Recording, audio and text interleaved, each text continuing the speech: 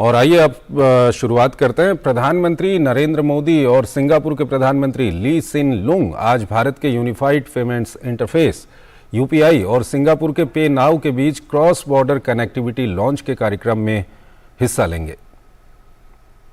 तो भारत के unified payments interface और सिंगापुर के पे नाउ के बीच ये समझौता होने वाला है। इससे भारत और सिंगापुर के बीच में एक देश से दूसरे देश में पैसों का भेजना काफी सरल हो जाएगा।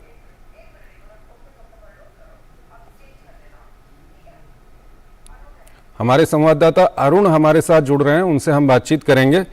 अरुण, काफी महत्वपूर्ण ये आज का कार्यक्रम है, प्रधानमंत्री भी मौजूद रहेंगे, भारत के भी सिंगापुर के भी। हम काफी सरल शब्दों में आपसे जानना चाहेंगे कि ये जो आज समझौता होगा इसके बाद क्या कुछ फायदा सिंगापुर और भारत के लोगों को होने जा रहा है? देखिए, सबसे बड़ा फायदा ये होने जा रहा है कि मोड ऑफ पेमेंट है वो एक तरह से फ्री हो जाएगा और कन्वीनियंट हो जाएगा। हम जानते हैं भारत और सिंगापुर कई सारे पॉइंट्स ऑफ फैसेट्स पर कनेक्टेड है। बिजनेस पॉइंट ऑफ व्यू से स्टूडेंट्स वहां पढ़ने जाते हैं, तो कई एंगल से भारत सिंगापुर कनेक्टेड रहता है। ऐसे में अभी तक दिक्कत ये होती थी कि अगर कोई भारतीय को अगर सिंगापुर में अगर पैसे ट्रांसफर करने हैं तो एक 6-7% के आसपास तक उनको जो ट्रांसफर फीस होती है वो लग जाया करती थी। पर चूंकि हम जानते हैं कि जैसे यूपीआई का जो एक मोड होता है, हम सीधे स्कैन करते हैं बारकोड को और सीधे पेमेंट हो जाती है, बैंक अकाउंट से आपके पैसे कट जाते हैं। तो अब सिंगापुर के पास सेम टेक्नोलॉजी जिसको पे नाउ कहता है और भारत के पास अपना जो है जो मेक इन इंडिया जो टेक्नोलॉजी हम कह सकते हैं वो यूपीआई है। तो ये यूपीआई और पे नाउ को एक तरह से इंटीग्रेट किया जाएगा या फिर इंटर ऑपरेटिबिलिटी रखी गई, यानी कि अगर सिंगापुर का कोई व्यक्ति अगर भारत में किसी व्यक्ति को पैसे भेजना चाहता है तो पे नाउ से स्कैन करके बारकोड के माध्यम से या फिर जो हम जो यूपीआई नंबर डालते हैं वो डाल करके पे कर सकता है।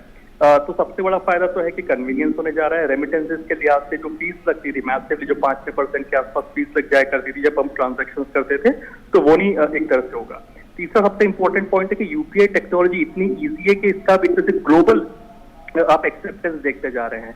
आप देखिए एशियन कंट्रीज में नेपाल हो गया, भूटान हो गया, आसियान कंट्रीज, मलेशिया जैसी कंट्रीज में भी अब देखते यूपीआई आ रहा है। और सिंगापुर में लॉन्च होने के बाद क्योंकि सिंगापुर एक बिजनेस हब माना जाता है, इंटरनेशनल बिजनेस हब माना जाता है, तो पूरे आसियान रीजन में आपके पास एक मेजर कनेक्टिविटी होगी। यूपीआई एक तरह से एक जो मोड ऑफ पेमेंट का एक बहुत ही बेहतरीन साधन बनता हुआ दिखाएगा। वही यूरोप के अंदर भी देखिए, फ्रांस हो गया, यूके हो गया, वहां पे भी यूपीआई अब एक तरह से एक्सेप्ट किया जा रहा है। यूपीआई की एक तरह से कई जो देश है वो कहते भी है कि यूपीआई बहुत ईजी है, बहुत फास्ट ट्रांजैक्शन करता है और इसमें जो स्पीड ऑफ ट्रांजैक्शन है वो बहुत ज्यादा है, कन्वीनियंस है।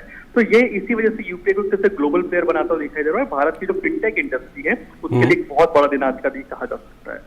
आज के अगर हम कार्यक्रम की बात करें अरुण, तो दोनों देशों के प्रधानमंत्री तो वहां पर मौजूद रहेंगे ही, साथ ही कौन कौन अन्य लोग वहां पर मौजूद रहेंगे?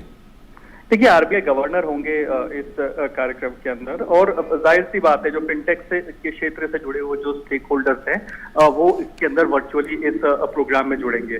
इस प्रोग्राम का सबसे बड़ा मकसद ये है कि भारत अपनी फिनटेक पावर को ग्लोबली दिखा रहा है कि भारत, जैसे हम जानते हैं कि देखिए कोविड महामारी के दौरान हमने आरोग्य सेतु ऐप को बनाया, कई देशों ने बोला कि ये आरोग्य सेतु ऐप हमें चाहिए, तो प्राइम मिनिस्टर मोदी ने कहा कि हम इसको ओपन सोर्स कर देते हैं, यानी कि कोई भी देश इसको डेवलप कर सकता है अपनी जरूरत के हिसाब से। तो ये कोड हमने सबके लिए ओपन कर दिया। तो भारत ने सबकी मदद की है इस लिहाज से, फिनटेक इंडस्ट्री के लिहाज से। वहीं आरोग्य सेतु के साथ साथ हम देखते हैं कि कई तरह से फिनटेक इनिशिएटिव जिसपे यूपीआई बहुत प्रोमिनेंस साबित करता है।